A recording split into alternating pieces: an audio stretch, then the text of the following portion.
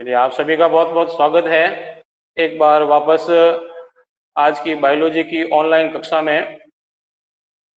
थोड़ा 1 मिनट का एक इंतजार कर लेते हैं ताकि और लोग भी आ जाएं।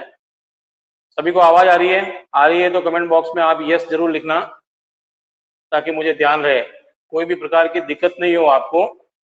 सभी कॉपी और पेन के साथ में बैठेंगे।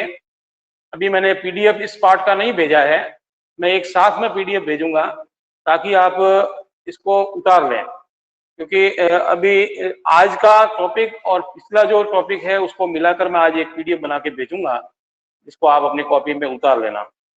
ठीक है, एक बार सभी अपना वीडियो स्टार्ट कर लें और ऑडियो बंद रखेंगे।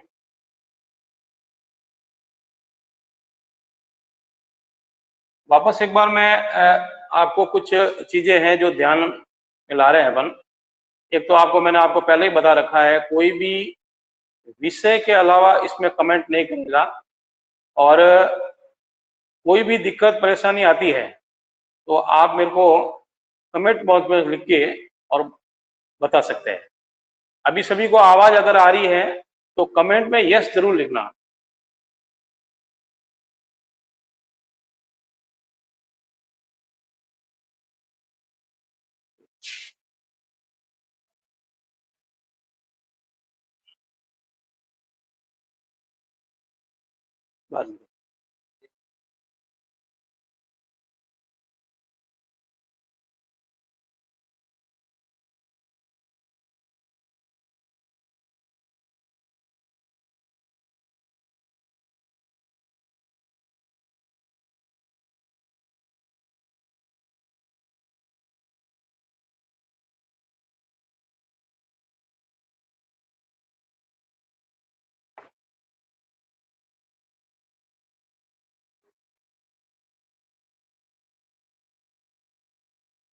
चलिए, आज का विषय अपन देखते हैं।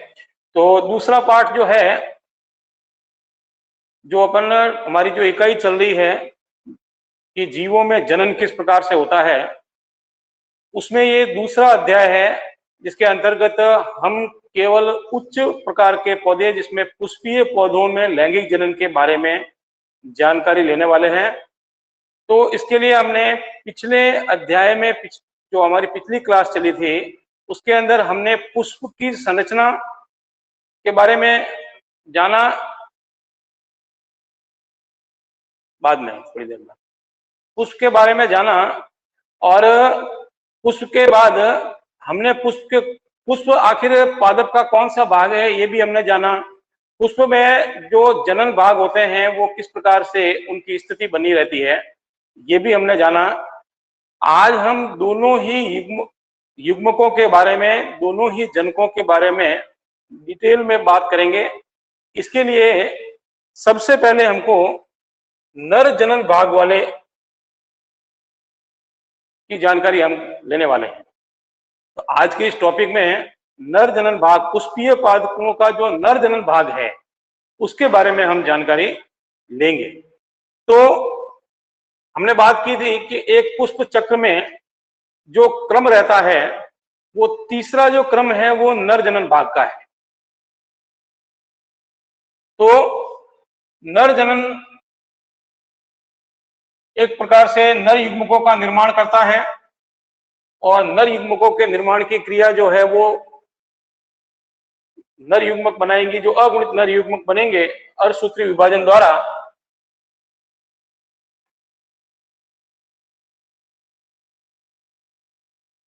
तो सबसे पहले हम देखते हैं पुंकेसर। एक सामान्य पुंकेसर में पुष्प के अंदर इस प्रकार की स्थिति होती है, जिसको कुतंतु और ऊपरी वाले भाग को परागकोश या लघु बीजाणु धानी,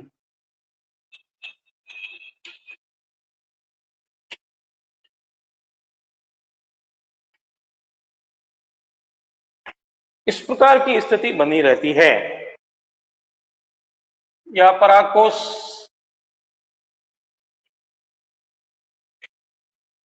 इंग्लिश में पोलन सैक बोलते हैं। मैंने आपको पहले ही बता रखा है कि अंग्रेजी वर्डों पे थोड़ा ज्यादा ध्यान देना। परागकोश,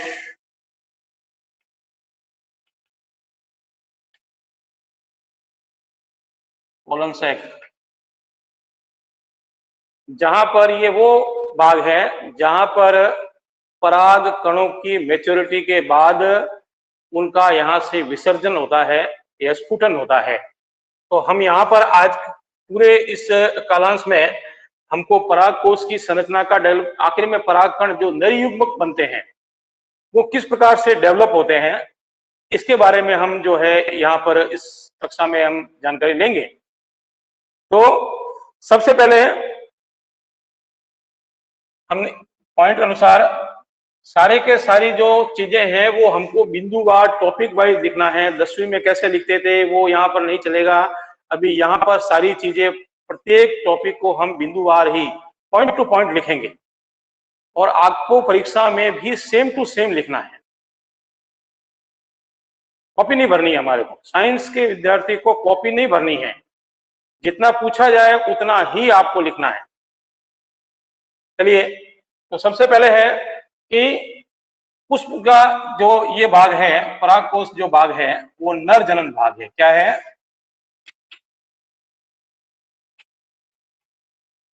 नर जनन भाग है, जिसको सामान्यतः हम क्या कहते हैं? पुंकेसर।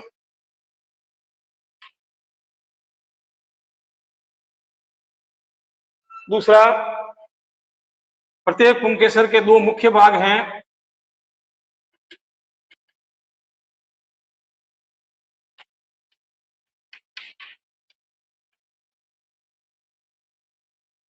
मुख्य भाग हैं कौन कौन से? नंबर 1 परागकोश,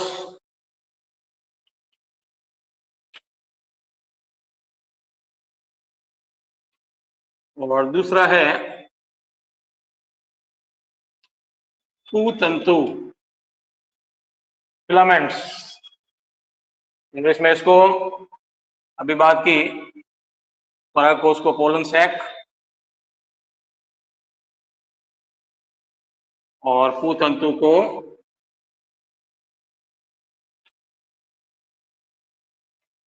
फिलामेंट्स कहते हैं। तो सामान्यतः हमने पुष्प में देख रखा है कि कुछ पादपों में 3 से 4 जो है वो पराग पूतंतु होते हैं या परागकोश की संरचना होती है, लेकिन पराग कणों की जो नर युग्मकों की संख्या है वो हजारों में हो सकती है, सैकड़ों में हो सकती है। ऐसा क्यों है, इसके बारे में भी हमने जाना है, क्योंकि ये नर जन युग्मक जो बनेंगे वो गतिमान और चलायमान होते हैं। एक स्थान से दूसरे स्थान तक इनको पहुंचना है, तो वहां तक पहुंचने की श्योरिटी है।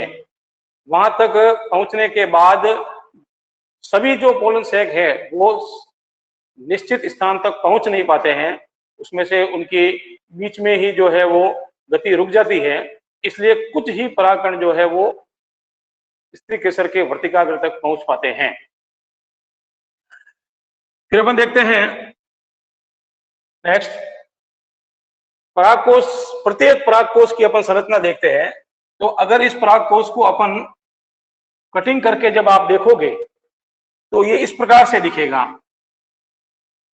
चित्र दिया हुआ आपके, फिर भी अपन देख लेते हैं।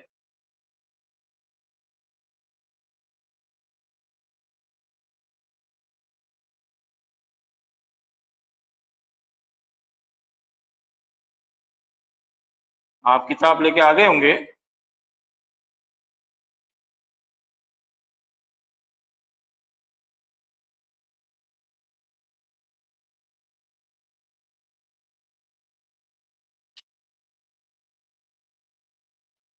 इस प्रकार की स्थिति आपको देखने को मिलेगी। थोड़ा नामांकित कर लेते हैं अपन।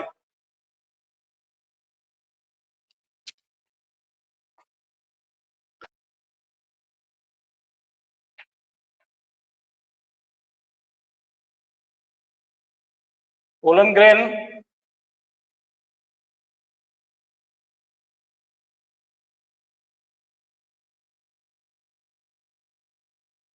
पोलन सैक, पराग कोश, हिंदी में क्या बोलते हैं इसको,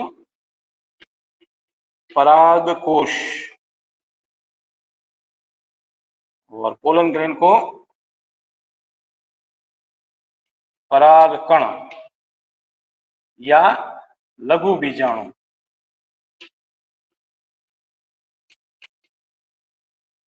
या क्या बोलेंगे, लघु बीजाणु।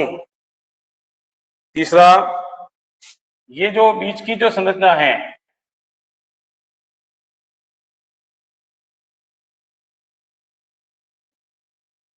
Line of destinations, distance, CENC, और ये फिलामेंट।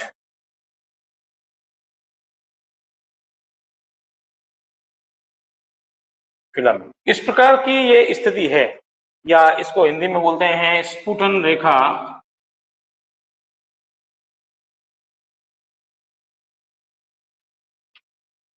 यहीं से जो है वो प्रकाश, जब ये परागकोश जब फटेगा तो जो परिपक्व पराग है वो यहां से मुक्त हो जाएंगे। थोड़ी और इसकी व्यवस्था, थोड़ा और इसका कोशिकीय स्तर पे जब हम इसकी संरचना को देखते हैं तो वो कुछ इस प्रकार की हमको दिखती है।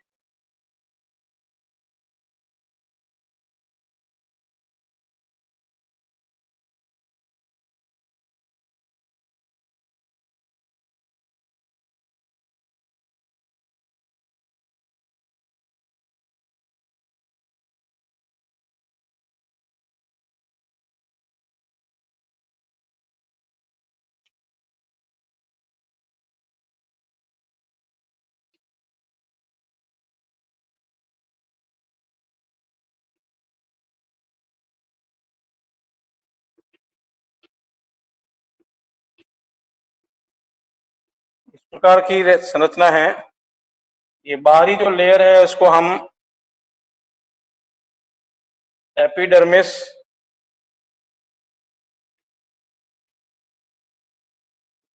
आंतरिक त्वचा जो है उसको एंडोडर्मिस,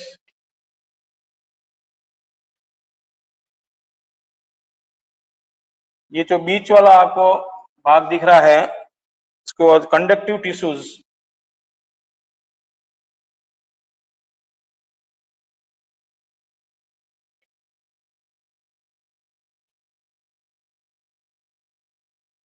या हिंदी में योजी ऊतक,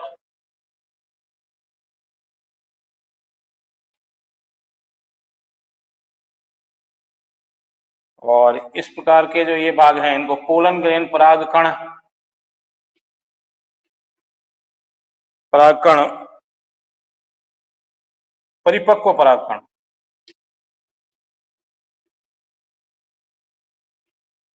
इस प्रकार की ये जो संरचना है, जब आप एक पराग कोश को जब अपन विच्छेद करके और देखते हैं तो इस कोशिकीय स्तर पे हमको इस प्रकार से ये हमको दिखाई, इसका चित्र आपकी किताब में बना हुआ है, आप आराम से वहां देख के और इसके बारे में पता लगा सकते हैं। तो हम थोड़ा इसको डिटेल में और देख लेते हैं, क्या चीजें हैं, किस प्रकार से यह संरचना है और क्या संरचना का कार्य है, थोड़ा इसको देख के और हम पता करते हैं।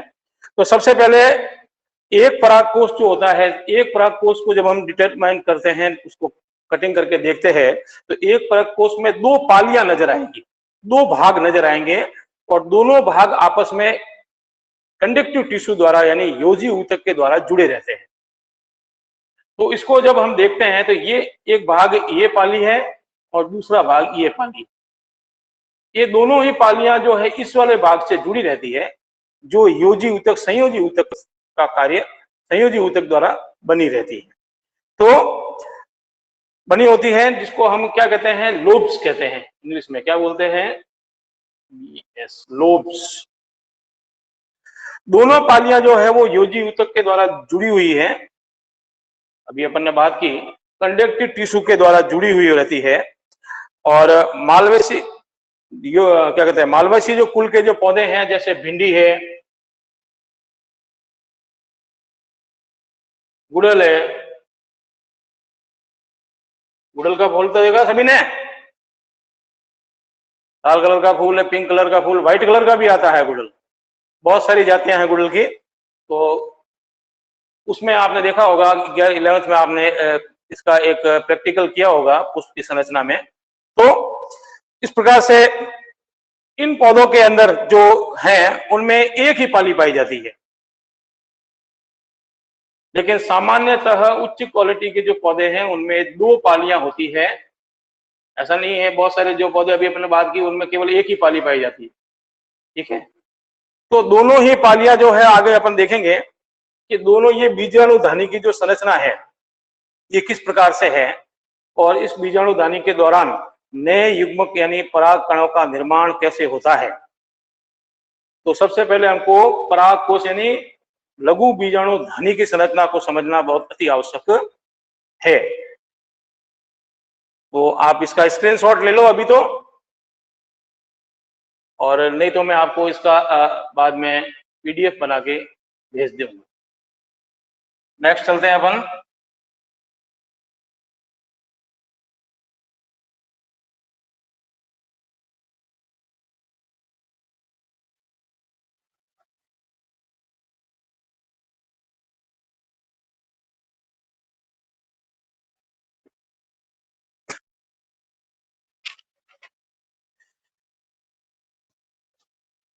लघु बीजाणुधानी की संरचना थोड़ा टॉपिक देखते हैं अपन। लघु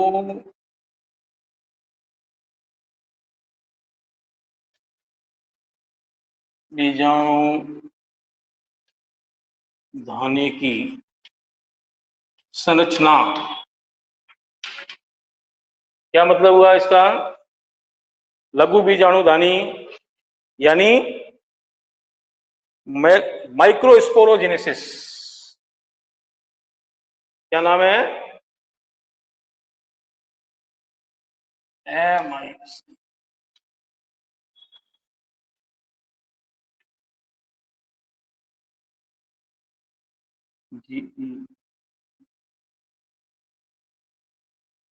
लघु बीजाणुधानी की संरचना को हम समझ रहे हैं।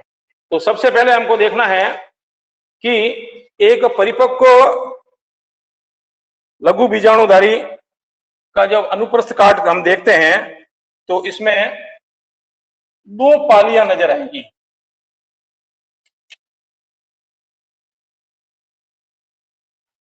दो पालियां नजर आती है, और प्रत्येक पाली में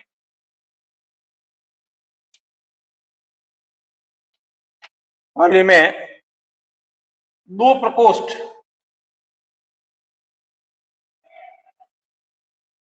2 प्रकोष्ठ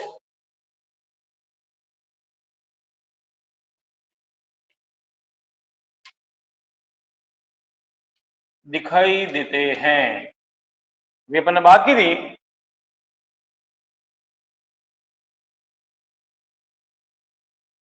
तो एक ये वाला भाग है और एक ये वाला भाग है, तो इसमें एक प्रकोष्ठ, ये दूसरा प्रकोष्ठ।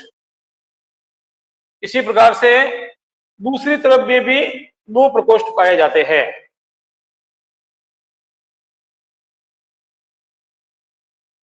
ठीक, आगे तो ये प्रकोष्ठ हैं,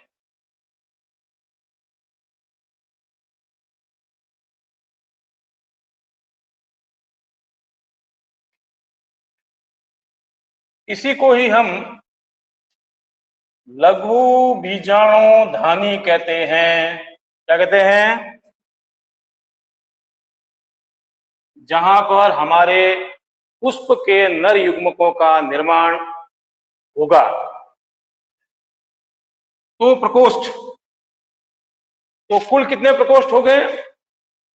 4। कितने हो गए? 4। जिस प्रकार हमारा हृदय 4 प्रकोष्ठों में बटा हुआ है, 4 भागों में, उसी प्रकार ये प्रत्येक लघु बीजाणुधानी जो है वो 4 प्रकोष्ठों में बनी हुई है। परागकोश, सॉरी। तो प्रत्येक परागकोश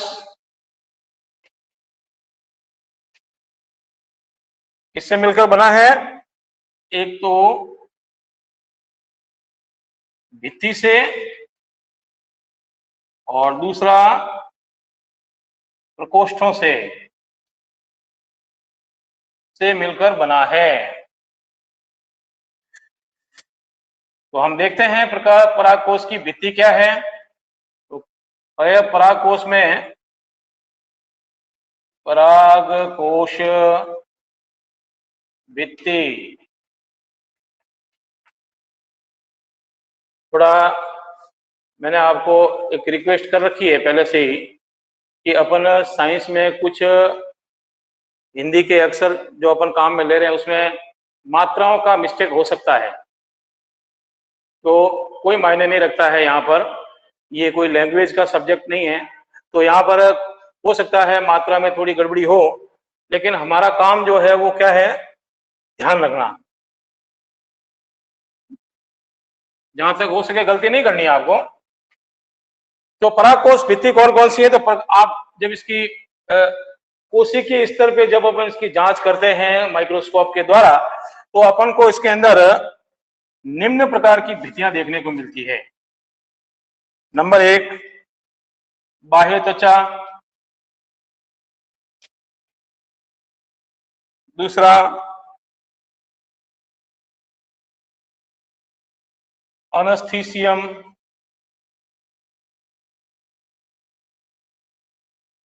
तीसरा, मध्य परतें। और चौथा, टेपिटम।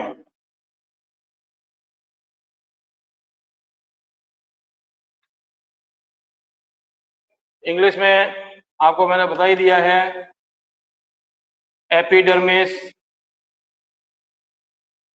दूसरा, एंडोडर्मिस।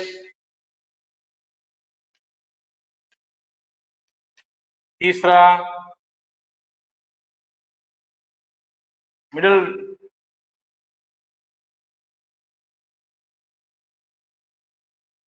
Middle raise layer. और तीसरा, टेपिटम।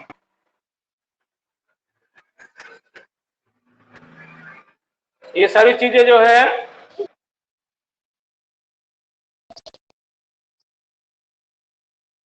मिलकर और परागकोश की भित्ति का निर्माण करती है। जब हम मानव में जनन तंत्र के बारे में पढ़ेंगे तो वहां पर भी ये जनन तंत्र के लिए ये जो है वो भित्ति निर्मित होती है, जिन्हें हम जनन स्तर कहते हैं। तो अभी हम यहाँ पर देख रहे हैं, तो इन जनन स्तरों के माध्यम से नर युग्मकों के निर्माण की जो प्रक्रिया जो है वो संभव हो पाती है। कैसे हो पाती है?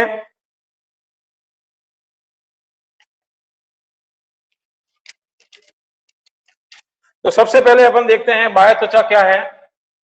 बाह्य त्वचा जो है इसका सबसे मेन काम जो क्या है, प्रोटेक्शन। प्रोटेक्शन यानी सुरक्षा का कार्य है। क्या काम है? सुरक्षा। जो बनने वाले पोलन ग्रेन्स हैं उनको जो है वो क्या करती है, मैच्योर हुए जो परागकण है, पोलन्स है, उनको जो है वो ये सुरक्षा का गार्ड्स का काम करती है। दूसरा है, इसी एपिडर्मिस के नीचे की लेयर को अपन एंडोडर्मिस कहते हैं, अंतःत्वचा कहते हैं, जिसके अंदर रेशेदार पट्टियां पाई जाती है। इन निचली वाली जो भाग है उसके अंदर रेशेदार जो है रेज पाए जाते हैं, पट्टियां पाई जाती है। इन पट्टियों के कारण जब परागकोश का स्फुटन होता है उसमें यह सहायक है। क्या है? पराग कोश के स्फुटन क्रिया में यह सहायक है। और इस स्फुटन के कारण जो मैच्योर हुए जो पोलन ग्रेन्स हैं या परागकण हैं वो मुक्त हो जाते हैं। और मुक्त होने के बाद वो अगली प्रक्रिया के लिए, जो अपन ने बात की थी कि लैंगिक जनन को मुख्यतः 3 भागों में बांट रखा है, निषेचन के पूर्व की घटना, निषेचन और निषेचन के बाद की घटना। तो निषेचन के पूर्व की घटना के बाद निषेचन क्रिया के लिए अगला जो चरण होता है, तो जो परागण की क्रिया होगी वहां पर ये परागकण जो है वो क्या होते हैं, गतिशील होते हैं, वो बाद में हम देखेंगे। तो पराग अंडस्थिसियम का क्या कार्य है, पराग कोश के स्फुटन की क्रिया में सहायता करना। है हमने देखा है इससे में पट्टियां नहीं पाई जाती है, जिन स्थानों पर पट्टियां हैं वहां से जो है वो स्फुटन की क्रिया हो सकती है, और जहां पे स्फुटन, जहां पर ये जो रेशेदार पट्टियां हैं उनमें ये धाराएं नहीं पाई जाती है, वहां पर स्फुटन की क्रिया नहीं होती है, केवल इसी जगह से स्फुटन की क्रिया होगी। तीसरा है मध्य परतें। ये मध्य परतों का क्या कार्य है, तो मध्य परतें जो है वो क्या काम करेंगी, उनका जो है इस तरह 3 से 4 स्तरों का बना है। ये लेयर कितने स्तरों का बना रहता है, 3 से 4 स्तरों का बना रहता है, जो विकसित होते हुए जो परागकण है, मेन काम क्या है इसका,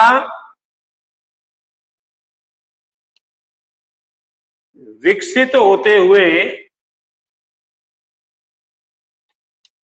जो परागकण हैं, विकसित होते हुए परागकण या कणों, परागकणों को पोषण प्रदान करना है, नहीं तो परागकण नष्ट हो जाएंगे, मर जाएंगे। कोशिकाएं हैं, पोषण प्रदान करना है, करना है। समझ में आ रही है बात आपको? तो तीनों का क्या काम हो गया अपना, बाह्य त्वचा का मेन काम क्या है, सुरक्षा करने का, पोलन ग्रेन्स का क्या है, प्रोटेक्शन करने का काम है। एनेस्थीसियम का क्या कार्य है, पराग कोश के स्फुटन का कार्य है। और तीसरा मध्य परतों का क्या काम है, मिडिल लेयर का क्या कार्य है, कि विकसित होते हुए परागकणों को पोषण प्रदान करना। और अंतिम में है टेपिटम। इस टेपिटम का क्या कार्य है, सबसे आंतरिक परत, सबसे आंतरिक परत,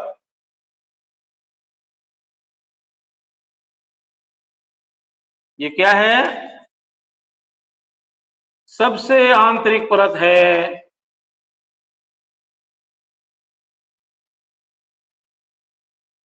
अंतिम परत है। और इस अंतिम परत का क्या कार्य है, जो बहुकोशिकीय लघु बीजाणु, बहुकोशिक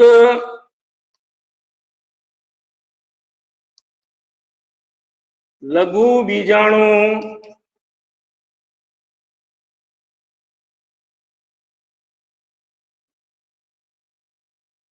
मात्र कोशिका को पोषण प्रदान करने का कार्य करता है। अभी जो बोल रहा हूं वो चीज समझ में तो आ रही है सभी को, तो केवल बस देख ही रहे हैं सभी? समझ में आ रही हो तो जरूर कमेंट बॉक्स में लिखना, और कोई चीज नहीं आ रही हो तो भी आप मेरे को ये चीजें बाद में शेयर करना। तो ये सारी की सारी जो चीजें हैं अपन यहाँ पर नर युग्मक पुष्पीय पादपों में नर युग्मक जनन के बारे में पढ़ रहे हैं। तो सबसे पहले हमने लघु बीजाणुधानी, जहां पर पुलन ग्रेन विकसित होंगे उसके बारे में पढ़ा है। उसको हमने देखा कि ये कितने भागों से मिलकर बना है, कि भाई इसमें मेन चीज क्या होती है, भित्ति और प्रकोष्ठ। तो हमने देखा कि 2 स्टेप में दो जो है वो प्रकोष्ठ पाए जाते हैं, यानी कुल 4 प्रकोष्ठ वाले भी होते हैं, और कुछ पौधे हैं जिनमें 2 ही प्रकोष्ठ पाए जाते हैं। ठीक है। फिर हमने देखा कि प्रत्येक पराग कोश में 4 ये लेयर्स होती हैं, जिनका अलग अलग कार्य है, अलग अलग स्थिति है। इन सभी को मिलाकर जो है अपन जो है क्या कहते हैं, पराग कोश पोलन सेक, जहां पर पोलन ग्रेन्स यानी नर युग्मकों का निर्माण या वहां पर विकास होता है। फिर आगे अपन देखते हैं, इस टेपिटम के अंदर बहुत सारे, मेरे को मिटाना पड़ेगा बोर्ड, आप यहाँ पर इसका स्क्रीनशॉट ले लीजिए एक बार, ताकि इसमें कोई दिक्कत नहीं आवे आपको, नहीं तो आपको जो है मिलता रहेगा इसका PDF। ठीक है, चलो मिटाते हैं अपन, आगे चलते हैं।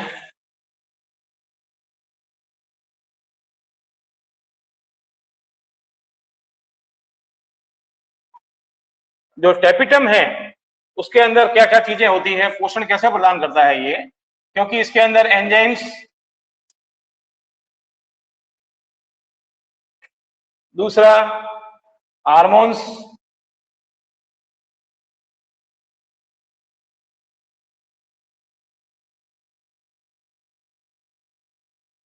पाए जाते हैं।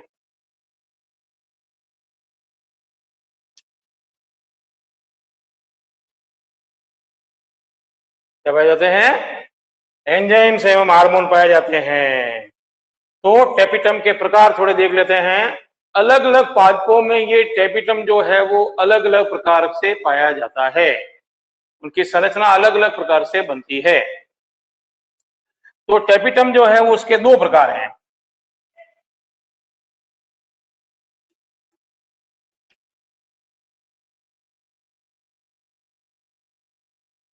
टेपिटम के कितने प्रकार हैं? Two types. नंबर एक, सबसे पहला क्या कहलाता है टेपिटम?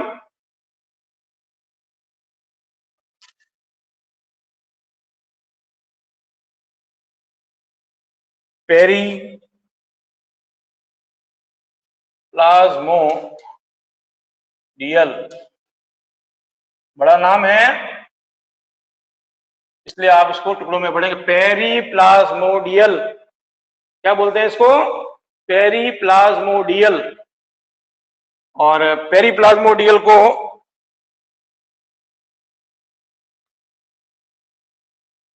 और दूसरा एक बार लिख लेते हैं अपन।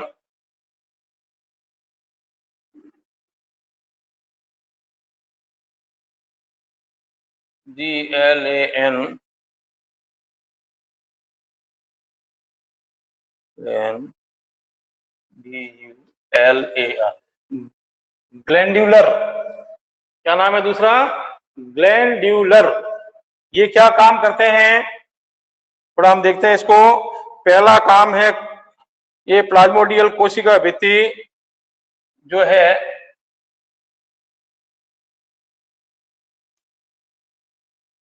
कोशिका भित्ति टूट जाती है, टूटती रहती है।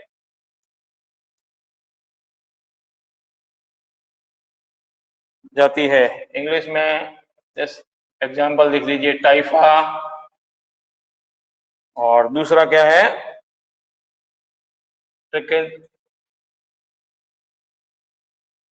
ट्रेडसंकिया, ट्रेडस्किंसिया।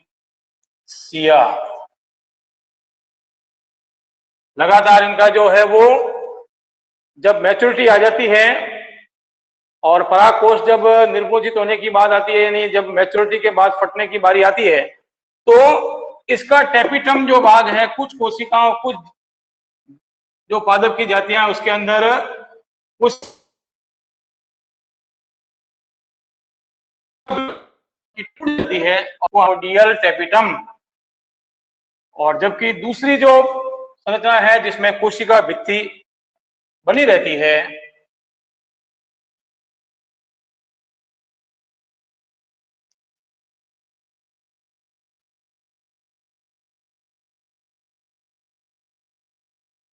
बनी रहती है, कंटिन्यू अंत तक बनी रहती है, ऐसी कोशिकाओं को हम ग्लैंड्यूलर टेपिटम कहते हैं। ये कोशिका की आंतरिक संरचनाओं को क्या काम करता है?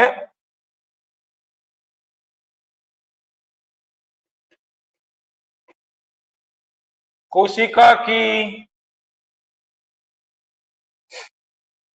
आंतरिक संरचना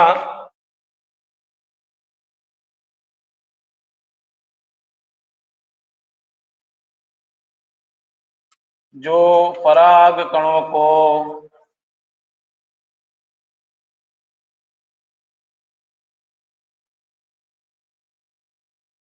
पोषण प्रदान करती है,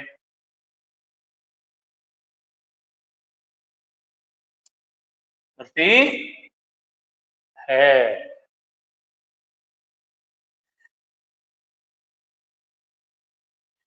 टेपिटम में हमें और देखते हैं एक बार, जो टेपिटम है ये क्या काम करता है? तो ये टेपिटम जो है उसके अंदर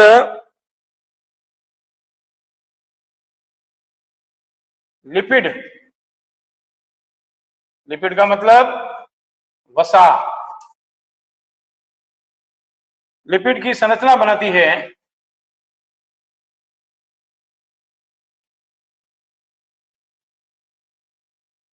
क्या बनाती है? लिपिड की संरचना बनाती है। और ये लिपिड की संरचना क्या काम करती है कि जो परागकण बनते हैं, नर युग्मक, पराग कणों के चारों ओर स्पोरोलेनिन, क्या नाम बोला है मैंने? क्या नाम बोला है? स्पोरोलेनिन,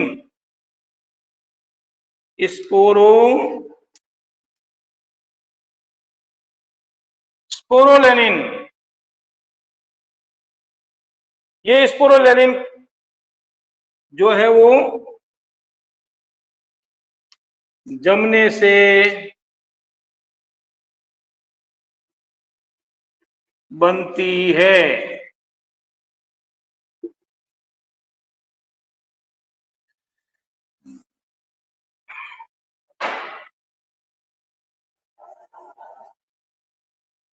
किसके कारण बनती है?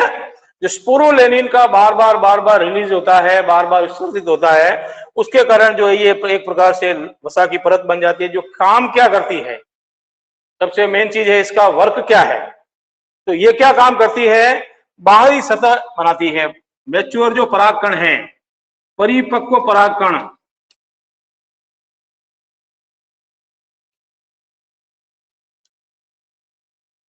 परागकण की बाहरी सतह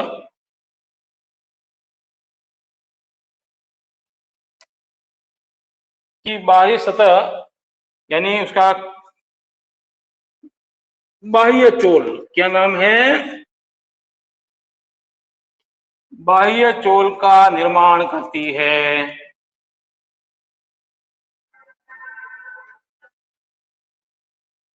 और एक प्रकार से ये इसकी सुरक्षा का भी कार्य करती है। क्यों? क्योंकि परागकण जो है वो उसकी एक एक टाइम पीरियड है, उसके बाद वो परागकण जो है वो खराब हो जाएंगे। तो वहां से उसको बचाने के लिए इसके पास एक बाहरी और एक विशेष प्रकार का वसा का एक ये आवरण बनता है, जो इसको अन्य किसी बाहरी माध्यम से, बाहरी जो जो उसके लिए जो घातक चीजें हैं या उसके लिए जो हानि करने वाली जो चीजें हैं उससे इसको बचाता है, सुरक्षा का कार्य करता है, ताकि परागकणों को बचाया जा सके अंकुरित होने के लिए। तो एक बार टाइम पीरियड देख लेते हैं कितना है। तो ये सारी चीजें हैं जो आज हमने देखी है, इसके बारे में जानी है कि जो नर युग्मक जो बनता है, नर युग्मकों का जो निर्माण होता है वो कहाँ हो रहा है, पुष्पीय पादपों में। तो उसके लिए सबसे पहले हमको नर युग्मक की जानकारी होनी बहुत, सॉरी, नर क्या कहते हैं, नर जो जनन भाग है उसकी जानकारी होनी बहुत जरूरी है। तो यहाँ पर हमने देख रहे हैं हम ये पूरा जनन भाग जो है वो किस प्रकार से बना हुआ है, किस प्रकार से बना होता है, उसके अंदर कौन कौन सी संरचनाएं हैं, और इन संरचनाओं के कारण जो है वो कैसे इन परागकणों का निर्माण होगा। तो थोड़ा एक लास्ट पॉइंट है उसको देख लेते हैं, फिर उसके बाद बाकी का जो है टॉपिक हम कल देखेंगे। बीजाणु जनन कोशिका, क्या नाम है? बीजाणु जनन कोशिका। ये आप स्क्रीनशॉट ले सकते हैं इसका, ताकि आपको उतारने में आसानी रहेगी। चलिए आगे।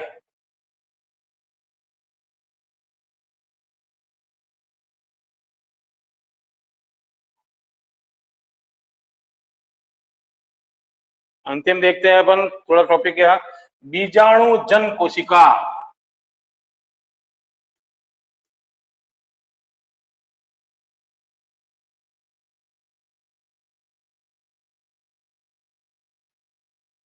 बीजाणु जन कोशिका।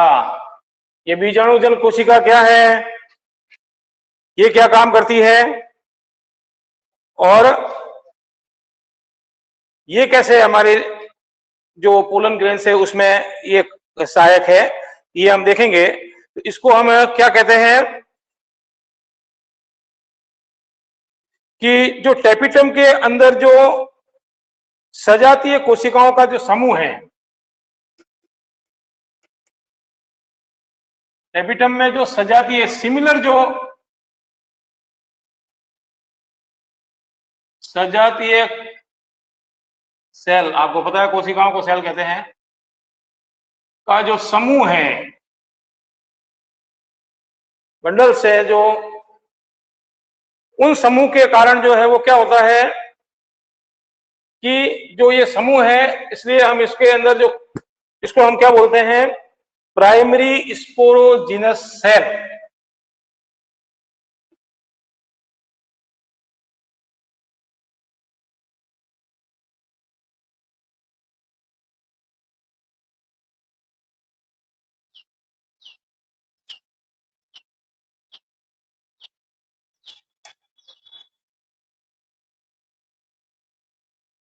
हिंदी में बोलते हैं प्राथमिक बीजाणु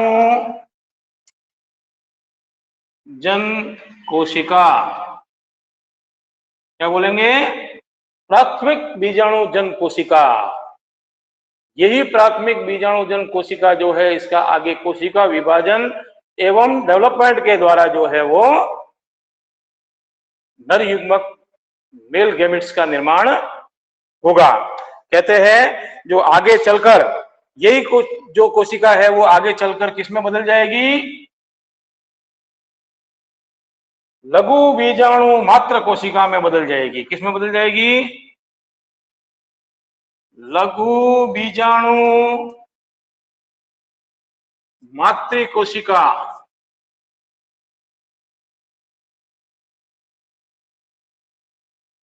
लघु बीजाणु मात्र कोशिका में बदल जाएगी। समझ में आ रही है बात आपको? और ये जब लघु बीजाणु मात्र कोशिका में ये कोशिका डेवलप होकर बदल जाती है, तब आगे इसके अंदर विशेष प्रकार से लघु बीजाणु जनन के द्वारा जो है वो मैच्योर स्पोर का निर्माण होता है, या परिपक्व लघु बीजाणु अथवा परागकणों का निर्माण होता है। और यही परागकण जो है वो आगे परागण की क्रिया के द्वारा मादा युग्मक तक पहुंचते हैं, और मादा युग्मक के द्वारा निषेचन की क्रिया के द्वारा आगे का प्रोसेस चलता है। तो आज हमने केवल यहां तक देखा है। कल के लेसन में हम, कल की जो हमारी क्लास है उसके अंदर हम लघु बीजाणु जनन के द्वारा लघु बीजाणुओं का निर्माण की प्रक्रिया को समझेंगे। और आज के इस टॉपिक में किसी भी प्रकार से किसी भी बहन अथवा भैया को दिक्कत आ रही हो तो वो मुझे मैसेज के द्वारा जो है वो पर्सनल मैसेज के द्वारा जो है, चाहे तो आप व्हाट्सएप ग्रुप में, चाहे यहाँ पर ग्रुप में जो है वो भेज सकते हैं। और इसका जो है वो पीडीएफ मैं आपको आपकी जो व्हाट्सएप ग्रुप है उसमें भेज दूंगा। सभी को मैंने कॉपी कैसी बताई हुई है, कैसी बनानी है, मैंने पहले ही बता रखा है आपको। आने वाले समय में हम प्रैक्टिकल एग्जाम के लिए भी तैयार रहेंगे, तो प्रैक्टिकल एग्जाम के लिए भी आपको सारी सामग्री आपके पास होनी चाहिए। जो आपने 11th में है वही सामग्री है, कोई आपको एडिशनल चीजें नहीं लानी है। तो आज के इस टॉपिक में अगर किसी को कोई दिक्कत आ रही हो तो आप मेरे को पूछ सकते हैं, नहीं तो आज की क्लास यहीं क्लोज कर दी जाती है। ठीक है, तो आप आज के इस पूरी कक्षा में जो आप ज्वाइन हुए हैं, इसलिए आपका बहुत बहुत धन्यवाद है। Thank you.